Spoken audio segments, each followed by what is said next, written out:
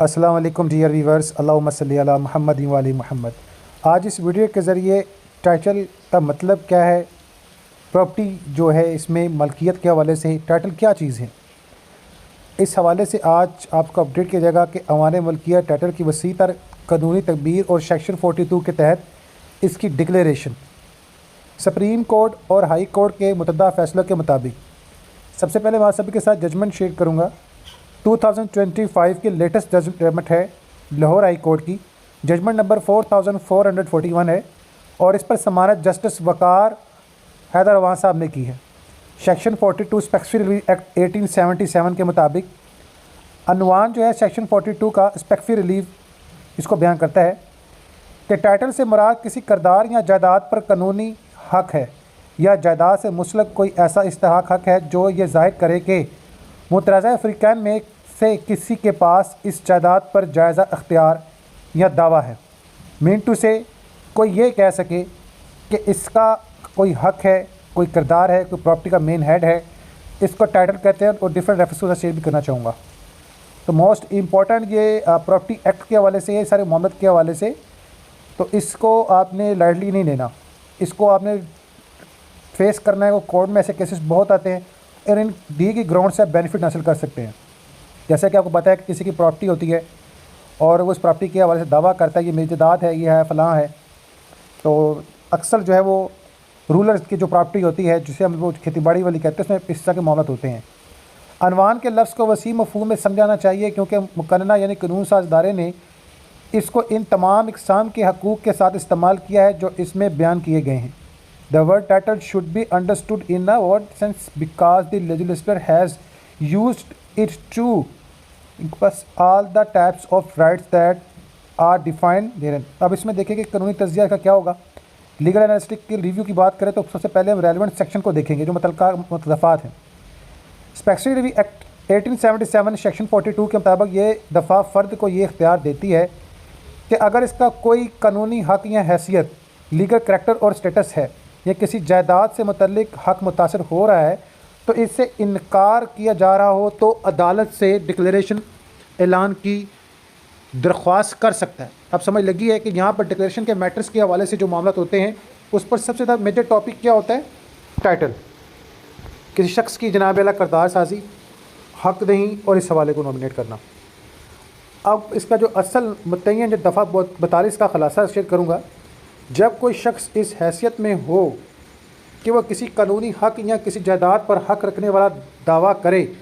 और इसका इनकार किया जा रहा हो, इसकी हैसियत को चैलेंज किया जा रहा हो, तो वो अदालत से ऐलान का मुकदमा दायर कर सकता है कि वो इस जायदाद या हैसियत का हक़ रखता है। सम ऑफ टाइम ऐसा होता है कि एक फ़ादर की प्रॉपर्टी होती है और जनाब अला उसमें से एक बच्चा जो है वो खो जाता है, ठीक है, या कहीं दूर चले जाता है या होता नहीं है, या बाकी बच्चे उसके साथ इस तरह का सलूक करते हैं कि उसको जो है जायदाद से दूर रखने के हवाले से, हिस्सा मारने के हवाले से, यहाँ कहते हैं लापता हो गया, तो लापता होने के बाद जब वापस आता है तो जायदाद के हवाले से वो अपनी आवाज़ बुलंद इसी टाइटल के तौर पे करता है, जी मैं फ़लाँ का बेटा हूँ, ये मेरा आइडेंटिफिकेशन है, ये मेरे मामलत है, मैं ज़िंदा हूँ, मेरे ये किरदार है, इन लोगों ने मेरे जायदाद के हिस्से के हवाले से मुझे मामला किया, तो इसी टाइटल के बेस पर केस दायर कर सकता है। अब टाइटल की जो कानूनी हैसियत है, जो legal status of the title, इसको शेयर करना चाहूँगा। अदालत ने वाज़ेह किया कि टाइटल सिर्फ रजिस्टर्ड दस्तावेज़ या मालकाना हकूक़ तक महदूद नहीं, बल्कि इसमें कानूनी कब्ज़ा, वरासती हकूक़, इंतकाल के इंदराजात यानी ट्रांसफ़र रिकॉर्ड्स के हवाले से मामला है। अब बात समझ लग रही है कि जब कोई शख्स दावेदार होता है तो उसमें सबसे पहले वो एक्सपोज करता है कि मैं जी फ़लाँ का बेटा हूँ, फ़लाँ की बेटी हूँ, समथिंग लाइक दैट, ठीक है, कि मेरा हक़ बनता है। कोर्ट इस पर फिर जजमेंट भी देता है और दीगर तमाम कानूनी इस्तेहाक भी शामिल हो सकते हैं जो जायदाद से मुतल्लिक हों। मतलब अगर किसी शख्स के पास मलकियत का कोई भी ऐसा कानूनी दावा हो जिससे अदालत तस्लीम करे तो वो टाइटल के दायरे में आएगा, ठीक है। अब यहाँ पर एक चीज़ वाज़ेह कर दी है कि इसमें जो मुकदमे में अगर ऐसे कोई चीज़ आती है तो उसमें सबसे पहले डिक्लेरेशन किस पर होती है, टाइटल पे। जब भी आपने देखा होगा कि जी फ़लाँ ने केस किया फ़लाँ के खिलाफ, तो टाइटल क्या होगा,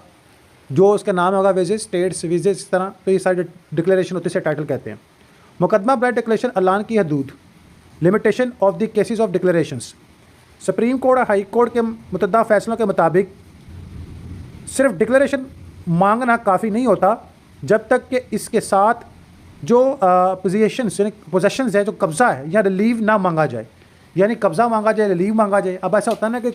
5 भाई होते हैं, कि लापता हो जाता है, चारों क्या करते हैं उसकी लापता की रिपोर्ट को कोर्ट में चैलेंज करके पता नहीं कहाँ चला गया, मर गया, यहाँ से वाला हो गया, वो हिस्सा काबिज हो जाते हैं। 5 जब वापस आता है तो वो जनाब वाला अपने हिस्से के वजह से डिमांड करता है। तो खाली टाइटल नहीं, फिर वो रिलीफ के वजह से भी बात करता है और उसको पोजेस के वजह से भी बात करता है कि उसको हिस्सा दिया जाए, उसको मुकम्मल अख्तियार उसका हो। आपके साथ मैं इसी तरह जजमेंट शेयर कर रहा हूँ। 2004 सुप्रीम कोर्ट की जजमेंट है 577 PLD, जो कि फ़कीर मोहम्मद केस के हवाले से है। इसमें जो इसमें जजमेंट में डिक्लेरेशन मांगने के बगैर की मुताबिकत बात की गई है। अगर कोई सिर्फ कह के जो हमें डिक्लेरेशन दो तो फिर इसके सारे हवाला जो होते हैं, तो अदालत वो दावा खारिज भी कर सकती है कि ये रिलीफ की किस तरह का मामला टाइटल लेने आया है, क्या करना क्या है। तो रिलीफ की जो भी मजीद है इस मामले में ये हो कि डिक्लेरेशन भी ले, रिलीफ भी ले और पोजेस भी ले, फिर इसका जो है ना वो ऐलान करने के हवाले से इसका केस जो है वो बड़ा ज़बरदस्त हो। According to the supreme court के 577 फ़कीर मोहम्मद केस, इसमें जनाब आला सबूत की अहमियत के हवाले से बात की, बर्डन ऑफ प्रूफ, जो भी इसने केस बयान किया, ज़ाहिर है जो भी इसके प्रूफ के हवाले से इसकी अहमियत थी इसके हवाले से। तो इसमें सबसे पहले QSO 1984 आर्टिकल 117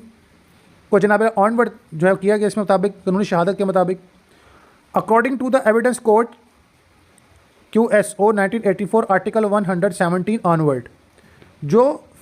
फरीक किसी हक मलकियत का दावा करे, इस पर यह लाजम है कि वह इस दावे को साबित भी करे। देखिए मैंने बताया फलां का बेटा था, उसने आइडेंटिटी कार्ड दिखा दिया, डेथ सर्टिफिकेट फादर का दिखाया, आइडेंटिटी कार्ड दिखा दिया अपना कि मैं इनका बेटा हूँ, ये देखिए ये मेरे फादर हैं। रिकॉर्ड लाता है वो, नादरा से ले आता है वो, दीगर किसी रिलेटिव को ले आता है, किसी गवाह को ले आता है वो, तो वो उसका राइट है जो वो साबित भी कर दिया। फिर ये रिलीफ के वाले से आप सिर्फ ज़बानी दावे से नहीं, मुस्तद टाइटल जो है, दस्तावेज़, रजिस्ट्रियाँ, पुराना कब्ज़ा पेशा करने या साबित देने, देखिए फिर वही आ गई, उसको साबित करने के कुछ दस्तावेज़, कोई रजिस्ट्रियाँ या पुराना जो कागज़ जो पेशा हो उसके वाले से बताए, जो भी रेलिवेंट इसकी चीज़ मिल जाती है, कोई गवाह मिल जाता है ये साबित कर सके यहाँ भी झूठ नहीं बोला, सच बोल रहा है। अहम अदालती नज़ीरें यानी प्रेसिडेंट, माजी में किए जाते हुए जो फैसले जाते होते हैं प्रेसिडेंट कहते हैं। जैसे कि हम ये अभी 2010 SC सुप्रीम कोर्ट की जजमेंट 906 अभी डिस्कस करने लगे हैं, तो ये क्या है, प्रेसिडेंट है, साबका जो फैसले हैं अदालतों के। दस्तावेज़ सबूत और मुसलसल कब्जा दोनों अहम हैं इस जो है वो जजमेंट के मुताबिक। नेक्स्ट जजमेंट है सुप्रीम कोर्ट की 2020 की जजमेंट नंबर 736 SCMR है, जिसके मुताबिक डिक्लेरेशन सूट्स में सिर्फ मालिक होने का दावा ना काफ़ी है जब तक वो हकीकी तौर पर ये साबित ना हो। देखें एक तो होना, दूसरा साबित करना, तो जाहिर है जी अगर आप साबित करेंगे तो सारे मामले होंगे। नेक्स्ट में इसी तरह एक और जनाब आला आप सभी के साथ जजमेंट शेयर कर रहा हूँ, CLC 345 जो कि लाहौर के कोर्ट केस में जब फैसला हुआ सेक्शन 42 में, जिसमें दावा करने वाले के से बिना बात की गई कि मैं दावेदार करने वाला सिर्फ इस केस में दावेदार करने वाला सिर्फ इसी सूरत में कामयाब हो सकता है जब इसके हकूक़ को हकीकतन ख़तरा लाहक हो। अब देखें भाइयों ने कब्ज़ा कर लिया, जायदाद हड़प ली, इसको लापता कर दिया या ये मौजूद नहीं था किसी भी तरह, तो ये क्या हुआ, ज़ाहिर है अब उस पर ख़तरा लाहक हो गया कि ये चीज़ मिलनी ही नहीं है, या उसको जान के लाले भी हो सकते हैं कि कोई मुझे कुछ करना दे, तो इसमें जनाब चीज़ें आप उसको एक्ट करती हैं। तो इस तरह के ये केसेस आपके जो है वो इस तरह की जजमेंट आपके केसेस की ग्राउंड को मजबूत बनाती हैं। नेक्स्ट में इसका जो है ना वो कंक्लूजन देखते हैं। इन शॉर्ट में जो किस्सा मुख्तसर ये बात है कि टाइटल की तारीफ सिर्फ मालकाना हक तक महदूद नहीं है, बल्कि इसमें हर वो कानूनी हैसियत शामिल है जो जायदाद के साथ मुसलक हो। सेक्शन 42 के मुताबिक दावा सिर्फ इसी सूरत कामयाब होगा जब मुद्दई के हकूक़ को हकीकी ख़तरा लाहक हो और वह इससे कानूनी सबूतों से साबित भी करे कि इसको ख़तरा भी है और इसके साथ नाइंसाफ़ी हुई है, जिस पर वो जनाब अला फिर मुकम्मल दावेदार होता है। नेक्स्ट पॉइंट में जो डिक्लेरेटिव रिलीफ है इसके बारे से बात की जाए, अदालतें तभी ये रिलीफ देती हैं जब ये साबित हो कि मुद्दई को इससे हकीकी फ़ायदा हासिल होगा और ये रिलीफ है या नतीजा है या गैर मौसर ना हो, बस ये बात होनी चाहिए कि वाकई ये जनाब अला इफेक्टिव है और इसका जनाब अला इसका राइट मिलना चाहिए और इससे बेनिफिशरी हैं। तो ये जनाब अला जो टाइटल की अब इनवाना का टाइटल होता क्या है, आप लोगों को इस वाले से जनाब अपडेट कर दिया जाएगा और मज़ीद जो भी इस तरह के मज़ीद केसेस मिलेंगे।